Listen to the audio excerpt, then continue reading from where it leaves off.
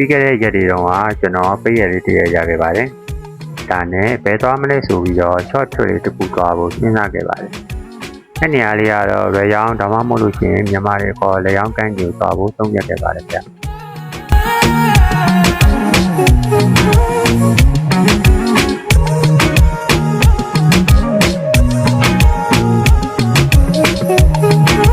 ကျွန်တော်အခန်းနေပြီးတော့မနက်9 နာရီလောက်စတော့ခဲ့ပြီးလမ်းတစ်လျှောက်သူကင်းကြည့်လိုက်နားလိုက်နေပဲ10 နာရီလောက်မှရောက်ခဲ့ရပေါ့နော်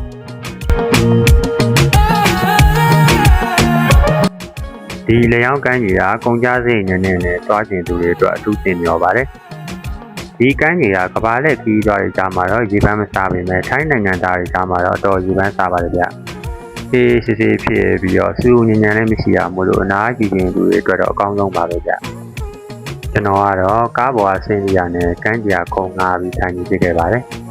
စားတောက်ကတော့ကမ်းခြေမှာ7-11အလွယ်လို့ကျန်တာတွေတော့မတွေ့မိပါဘူးเนาะဒါပေမဲ့ကမ်းခြေခုံလေးမှာထိုင်ရင်းနဲ့စားတောက်တွေမှာစားလို့ရပါတယ်ဗျဘေးကတော့နည်းနည်းကြီးပါတယ်ဗျ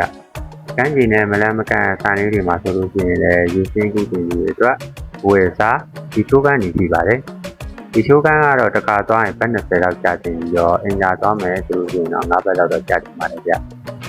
တူတုံးအနေနဲ့ကတော့ပိတ်ရက်မှာအေးအေးတဲ့နေနေနဲ့စူးညံလည်းမကြိုက်ဘူးလူလျှောက်တာလည်းမကြိုက်ဘူးဆိုလို့ရှိရင်တော့အင်ရနေတင်းကြံနေယူပါပြီးတော့သွားလေကြည့်တာကိုဖိတ်ခေါ်ချင်ပါတယ်နော်အားလုံးပဲကျေးဇူးတင်ပါတယ်